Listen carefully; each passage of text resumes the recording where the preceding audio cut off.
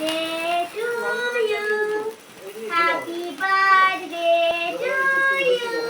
Happy birthday, dear Dad. Happy birthday to you. আমি তখন রায়গঞ্জে থাকি আর কালিয়াগঞ্জে গিয়ে অফিস করে ফিরে আসি।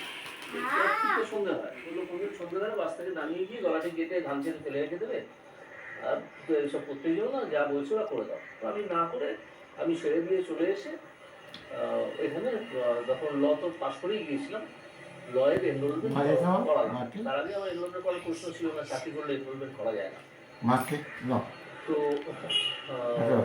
তারপরে কিছুদিন বাদে এনরোলমেন্ট বেরোলাম, প্র্যাকটিস করতে শুরু করলাম।